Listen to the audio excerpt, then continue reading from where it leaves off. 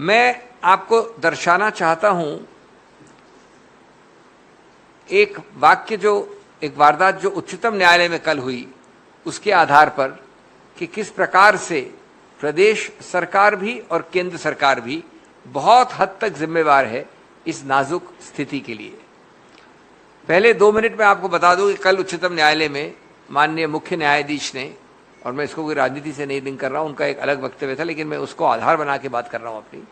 बड़ा स्पष्ट कहा, आपने देखा, आपने छापा, आपने पढ़ा, आपने कहा है, उसको प्रकाशित किया है, सार्वजनिक रूप से सबके सामने है। कोर्ट में कहा कि ये लोग सब जानते हैं, तो हम सब जानते हैं कि लगभग 22-23 वर्ष पहले एक संविधान पीठ का निर्णय है उच्चतम न्यायालय का, 22-23 वर्ष पहले, जो ये स्पष्ट करता है कि ये प्रावधान अनुसूचित जातियों, जनजातियों के विषय में, शेड्यूल्ड ट्राइब्स के विषय में सिर्फ अधिकार क्षेत्र है केंद्र सरकार प्रेसिडेंशियल ऑर्डर द्वारा, राष्ट्रपति की सूचिका के द्वारा।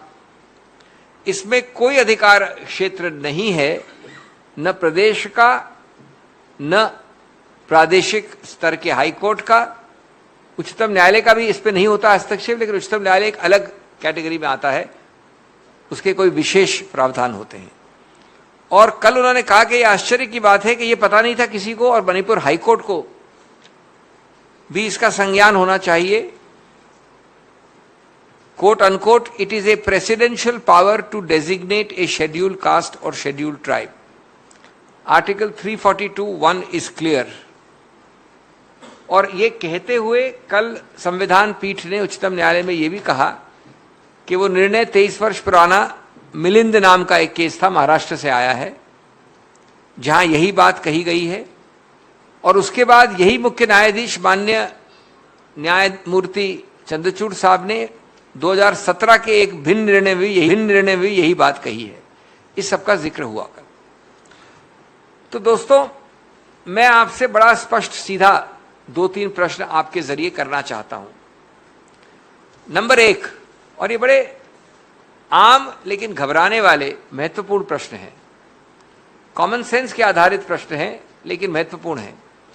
अगर ये सर्वविदित है, पहला प्रश्न, उच्चतम न्यायालय के 23 वर्ष पुराने निर्णय से, और उसके बाद वो निर्णय एक और निर्णय में दोहराया गया 2017 में, यानी 6 वर्ष पहले, कि राज्य सरकार का कोई अधिकार क्षेत्र नहीं बनता, तो ये मुख्य प्राथमिक विरोध प्रदेश सरकार का क्यों नहीं था मणिपुर हाईकोर्ट में?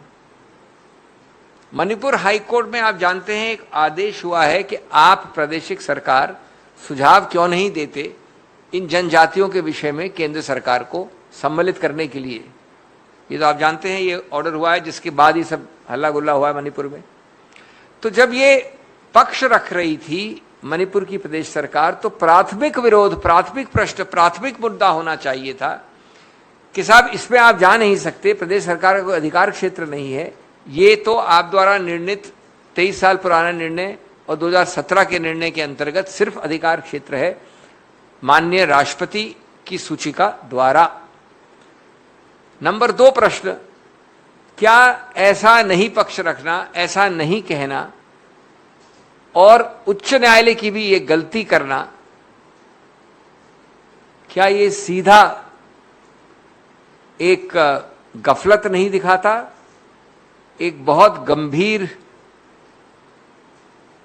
कैजुअलनेस नहीं दिखाता, बड़े आम तौर पे बिना सोच विचार के काम जो चल रहा है उस प्रदेश सरकार का, वो नहीं दिखाता?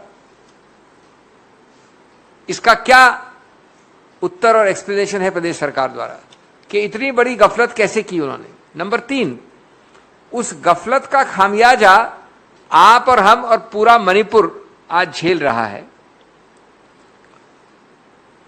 जो चीज आपने न अपने हलफनामे में, न मौखिक रूप से, न बड़ा स्पष्ट कहा, उसका खामियाजा, उसका परिणाम, दुष्परिणाम आज प्रदेश झेल रहा है।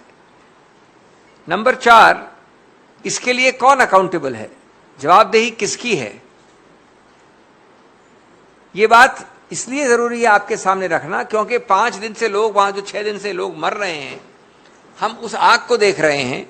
हम माननीय अमित शाह जी के कर्नाटक कैंपेन में थोड़ा रुक रुक के इसके बारे में बात करने को देख रहे हैं, लेकिन हमको इस कहानी के पीछे वाली कहानी पता नहीं थी कि प्रदेश सरकार ने ये विरोध लिया नहीं, ये पॉइंट लिया नहीं, ये मुद्दा नहीं लिया, और इसलिए वो सीधा जिम्मेवार है।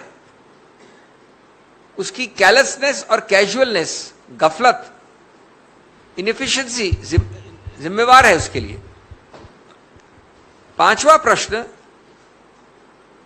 अभी आप केंद्र सरकार कई सारे, अभी जो पिछला सत्र रहा बजट वाला और उससे पहले विंटर सेशन रहा संसद का, कई बिल लाए हैं आप शेड्यूल ट्राइब्स के विषय में। केंद्र सरकार संसद में आपने इस मुद्दे को, मणिपुर के मुद्दे को, एसटी के मुद्दे को क्यों नहीं एड्रेस किया? और छठा प्रश्न, तो क्या ये दोनों मिलकर डबल इंजन सरकारी असफलता नहीं है? दोहरे इंजन की, दोहरे इंजनों की असफलता, फेलियर नहीं है?